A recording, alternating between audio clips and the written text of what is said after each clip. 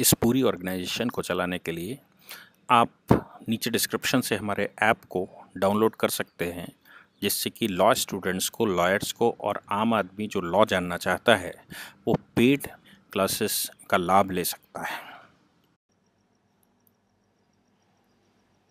नमस्ते सदावत्सले मातृभूमि। मामला बड़ा गंभीर है और इलीगल कंस्ट्रक्शन, रिलीजियस प्लेसेस पर रिलीजियस कंस्ट्रक्शन, यानी कि मामला इंक्रोचमेंट का है। अगर कोई पब्लिक रोड, पब्लिक प्लेस, कोई पार्क किसी स्थान पर जो सरकार का है, वहाँ पर अगर कोई रिलीजियस प्लेस बनाता है, जैसे वो कोई मंदिर बना लेता है, कोई मजार बना लेता है, कोई मस्जिद बना लेता है, कोई गिरजाघर बना लेता है, या इस प्रकार का कोई भी स्ट्रक्चर बनाता है, वो इलीगल घोषित किया था ऑनरेबल सुप्रीम कोर्ट ने। और इलीगल घोषित करते हुए ये स्टेट गवर्नमेंटों को पहले कहा था, एक आदेश दिया था कि आप कैसे इन स्ट्रक्चर्स को रिमूव करेंगे, इसके लिए आप एक विस्तृत योजना बनाइए और हमको दिखाइए। स्टेट गवर्नमेंट्स को ये डायरेक्शन दिया गया था। हम आज इस पर चर्चा इसलिए कर रहे हैं क्योंकि उत्तराखंड में हरिद्वार में एक 5 स्ट्रक्चर जो कुछ अखाड़ा परिषद या आश्रमों ने बना लिए थे, लगभग 800 स्ट्रक्चर ऐसे थे जिनको उत्तराखंड सरकार ने गिरवा दिया था। 5 स्ट्रक्चर ऐसे बचे थे जो कि अभी नहीं गिरे थे। उन 5 स्ट्रक्चर्स में से एक पर हाईकोर्ट ने सू मोटो संज्ञान लेते हुए उस पर स्टे दे दिया था, और बाकी के जो स्ट्रक्चर हैं उनको स्ट्रक्चर को गिराने के आदेश थे। अखिल भारतीय अखाड़ा परिषद उन मामलों में इंटरवेंशन की एक एप्लीकेशन कोर्ट में लेकर आया, और अखिल भारतीय अखाड़ा परिषद ने एप्लीकेशन लगाते हुए कोर्ट से यह आग्रह किया कि भाई हमको भी सुना जाए। लेकिन कल कोर्ट ने उनको सुनने से मना करते हुए ये कहा कि नहीं, चूंकि ये पुराना ऑर्डर है और ऑर्डर की कंप्लाइंसेस होनी केवल बाकी रह गई, इसलिए उत्तराखंड सरकार को हम 31 मार्च 2021 तक का समय देते हैं, या जो भी कुछ कट ऑफ डेट दी, बोले तब तक का समय देते हैं। वो अपने हिसाब से जब उनको उचित लगे तब इन स्ट्रक्चर को गिरा सकती है। यानी कि जो आश्रमों के या अखाड़ा परिषद के जो महंत थे या जो उनके क्लेम्स थे, उन क्लेम्स को कोर्ट ने मानने से मना कर दिया, और उन्होंने कहा सरकारी लैंड पर किसी भी प्रकार का कंस्ट्रक्शन अनकॉन्स्टिट्यूशनल है, इलीगल है, और इलीगल कंस्ट्रक्शन को गिराने का स्टेट गवर्नमेंट को पूरा अधिकार है। मैं डिस्कशन इसलिए कर रहा हूं कि आपको कहां कंप्लेंट करनी है। अगर इस प्रकार के कंस्ट्रक्शन है तो किसके पास कंप्लेंट करनी है, और बाउंड है सरकार उनको गिराने के लिए। अगर वो नहीं गिराते हैं उस तरह के स्ट्रक्चर जो आपको पता है कि ये इलीगल स्ट्रक्चर हैं, चाहे वो मंदिर, मस्जिद, गुरुद्वारा या मज़ार कुछ भी हो, और आपको पता है कि ये इलीगल हैं, और आपके पास उसके एविडेंसेस हैं कि ये सरकारी ज़मीन है, और ये सरकारी ज़मीन पर इसका खसरा खतौनी सरकार के नाम है या सरकार की प्लेस है, उस प्लेस पर इस जगह को इंक्रोचमेंट करके किया गया है, तो उन स्ट्रक्चर्स को गिराए। हमने बहुत जगह देखा होगा कि रेलवे स्टेशन पर कुछ मज़ार बना ली गई है, कहीं रास्ते चलते किसी चौराहे पर मजार लगा, 4 ईंटें इकट्ठी करी, एक हरा झंडा लगाया और कुछ ही ये करना शुरू किया, या इस प्रकार से कुछ मठियाँ बना दिया गया है पब्लिक प्लेसेस पर। तो उन प्लेसेस के उनको गिराने के अधिकार हैं, और उनको गिराने के इंस्ट्रक्शन सुप्रीम कोर्ट के हैं, और अगर नहीं गिराते तो वो कंटेम्प्ट ऑफ कोर्ट में माना जाता है, अगर आप कंपिटेंट अथॉरिटी को वो इन्फॉर्म करते हैं तो। इसलिए आज हम उस पर सुप्रीम कोर्ट के इस नए डायरेक्शन को ध्यान में रखते हुए पूरी चर्चा करेंगे कैसे हुआ। बात है गुजरात की। 2006 में गुजरात हाई कोर्ट ने एक संज्ञान लेते हुए मंदिर और मस्जिदें जो कि रोड पर बनी हुई थी, पब्लिक प्लेसेस पर बनी हुई थी, या फिर पार्कों में बना दिए गए थे, उनको गिराने के आदेश दिए गए। मामला गंभीर था, वहां इस प्रकार के स्ट्रक्चर गिराए जा रहे थे, और एक न्यूज़पेपर में बड़ी खबरें छपी हुई थी। उन खबरों को ऑनरेबल सुप्रीम कोर्ट ने 2009 में सीधा संज्ञान में लिया, और उन न्यूज़पेपर की कटिंग के आधार पर सू मोटो उसको संज्ञान लिया, और केस का नाम बना union of India versus state of Gujarat and others. मैं फिर से कहता हूं, union of India versus state of Gujarat and others. आपको देखना है 29 सितंबर 2009 का जजमेंट।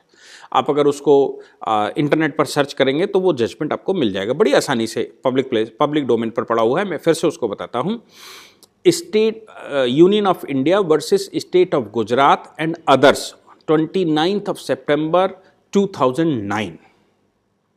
ये जजमेंट में ऑनरेबल जस्टिस दलबीर भंडारी, जो बाद में इंटरनेशनल कोर्ट ऑफ जस्टिस चले गए, उन्होंने ये ऑर्डर किया और उन्होंने कहा कि हम स्टेट गवर्नमेंट को, ये स्टेट के चीफ सेक्रेटरीज को डायरेक्शन देते हैं कि वो अपना प्लान बताएं, कि वो देश भर में सभी स्टेटों को ये डायरेक्शन दिया गया कि वो अपनी कॉम्पिटेंट या रिस्पेक्टिव गवर्नमेंट से बात करने के बाद या उनसे मिलने के बाद एक प्लान बनाएं और उस प्लान में जितने इस प्रकार के इलीगल कंस्ट्रक्शन हैं जो इंक्रोचमेंट सरकारी ज़मीन पर बने हुए हैं, उनको गिराने के लिए उनके पास क्या योजना है और वो कैसे गिराएंगे, ये पूरा प्लान बनाएं और उनको गिराएं। और तब तक के लिए मैं आदेश देता हूं, कोर्ट ने कहा मैं आदेश देता हूं कि इस प्रकार के स्ट्रक्चर्स को तत्काल गिराया जाए और ये स्टेट की जिम्मेवारी होगी। ये सर्कुलर बनाकर इसको पब्लिश किया गया और इसको डिस्ट्रिक्ट मजिस्ट्रेट्स को दिया गया और कहा गया कि डिस्ट्रिक्ट मजिस्ट्रेट अपने यहाँ ये प्रॉपर्टियां चिन्हित करेगा और चिन्हित करने के बाद इन प्रॉपर्टियों को गिराने का काम करेगा। 2009 की ये डायरेक्शन लैंडमार्क साबित हुई पूरे देश के लिए और पूरे देश में इस प्रकार के स्ट्रक्चर गिराए जाने शुरू हो गए। हर स्टेट गवर्नमेंट ने अपने अपने स्टेट में अपने अपने तरह का कानून बनाया। अगर आप उनको ढूंढना शुरू करेंगे तो 2009 के बाद के स्टेटों के कानून आपको मिल जाएंगे। नहीं अगर कानून ऐसा मिलता है तो स्टेट इस मामले में कंटेम्प्ट करता है, तो आप सर्च करके स्टेट का कंटेम्प्ट ढूंढ सकते हैं कि स्टेट ने इस डायरेक्शन को फॉलो क्यों नहीं किया। इतना इस लेवल पर जाने के बाद मैं उसका एक इलस्ट्रेशन बताता हूं कि कहां कहां इस प्रकार की प्रॉपर्टियां गिराई गई। जैसे इलाहाबाद हाई कोर्ट, कुछ लोग कहेंगे कि इसको प्रयागराज हाई कोर्ट कहिए, वो प्रयागराज डिस्ट्रिक्ट का नाम है, अभी भी हाई कोर्ट का नाम इलाहाबाद हाई कोर्ट ही है, इसलिए प्लीज इस तरह के कमेंट मत लिखिए। ये इलाहाबाद हाई कोर्ट को बताइए कि वो अपना नाम बदलकर प्रयागराज हाई कोर्ट करें। इलाहाबाद हाई कोर्ट ने ये डायरेक्शन दिया कि इलाहाबाद हाईकोर्ट प्रीमिसेस के अंदर एक बहुत बड़ी मस्जिद बनी हुई थी।